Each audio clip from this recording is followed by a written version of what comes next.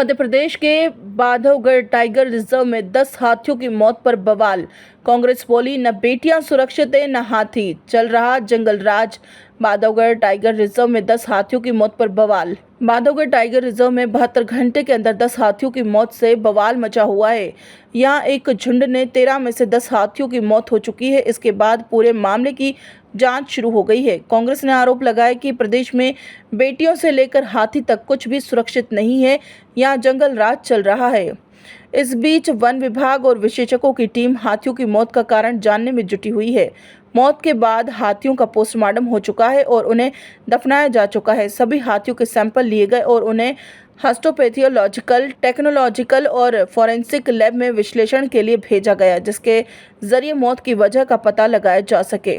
STSF ने dog squad के साथ घटनास्थल से 5 किलोमीटर के दायरे के इलाके में छानबीन की है। डॉग स्क्वाड की मदद से 7 खेतों और 7 घरों की तलाशी ली गई और 5 घरों में पूछताछ की गई। पोस्टमार्टम के आधार पर पशु चिकित्सकों ने संकेत दिया कि मौत का कारण कोंदों से जुड़े संदिग्ध माइक्रोटॉक्सिन हो सकते हैं।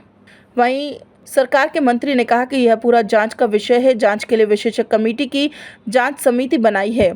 आगे भी हाथियों का संरक्षण हो, इसके लिए व्यवस्था की जा रही है।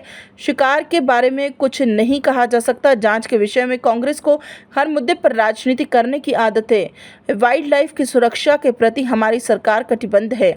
वहीं कांग्रेस ने कहा कि हाथियों की मौत बहुत दुर्भाग्यपूर्ण है। नवरात्रियों के दौरान बच्चियों के साथ रेप हो रहा था। जब दिवाली चल रही है, गणेश के प्रतीक हाथियों की जान जा रही है। जंगल में जानवर सुरक्षित नहीं और प्रदेश में बच्चियां सुरक्षित नहीं। प्रदेश में जंगल राज चल रहा है। खबर सूत्र के लिए बांधवगढ़ से संजना प्रियानी की रिपोर्ट। दीपावली के पावन पर्व पर बड़ी दुखद घटना सामने आई। 10 हाथी बांधवगढ़ में मर गए। इस घटना को लेकर सरकार चुप है और भगवान की हम पूजा करते हैं। हिंदू धर्म में गणेश जी के रूप में हम हाथी को भी एक जगह देते हैं। निश्चित तौर से ये एक बड़ा अशुभ समय है लगता सरकार का कि एक तरफ आप शस्त्र पूजन कर रहे हो और वन प्राणियों की आप रक्षा नहीं कर पा रहे हो। एक हाथी जिसको हम गणेश स्वरूप भी देखते हैं, उनकी आप रक्षा नहीं कर पा रहे हो। मैं कहना चाहता हूँ कि सरकार के मंत्री, वन मंत्री वोट मांग रहे लेकिन गणेश जी की पूजा भूल गए। गणेश जी के स्वरूप हाथी का ध्यान रखना भूल गए। ये बड़ा दुखद घटना है और ये घटना मैं समझता हूँ कि इस पे तत्काल सरकार को संज्ञान लेना चाहिए। उन आदिवासी जो वहाँ पे कई सालों से रहते आ रहे, उनका वन प्राणियों से हमेशा संबंध पुराना रहा, ताना बाना। ये हाथी पलामू जिले से, झारखंड से हमेशा आते रहे, कुछ कर्नाटक से आते रहे, लेकिन पिछले 4 साल में को ऐसी जानकारी है कि 2020 से लोग यहीं रहने लग गए। फिर इन्होंने होम रेंज बना लिया। इस होम रेंज के अंदर 4 साल के अंदर सरकार ने क्या करा?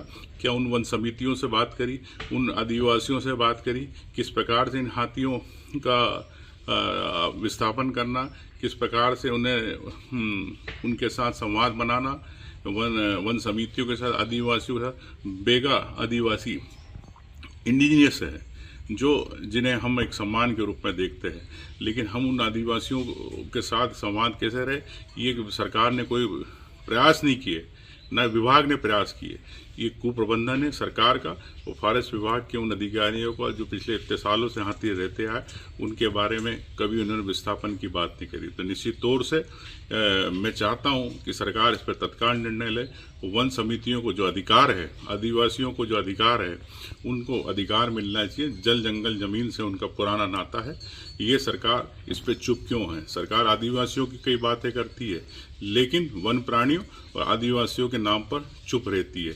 ये सरकार उन वन प्राणी और आदिवासी विरोधी सरकार है। तत्काल सरकार को इस पर कार्रवाई करना चाहिए, चाहे अधिकारी हो, चाहे कुप्रबंधन है, ये उसकी जवाबदारी। उन किसानों की, उन आदिवासियों की जवाबदारी नहीं है।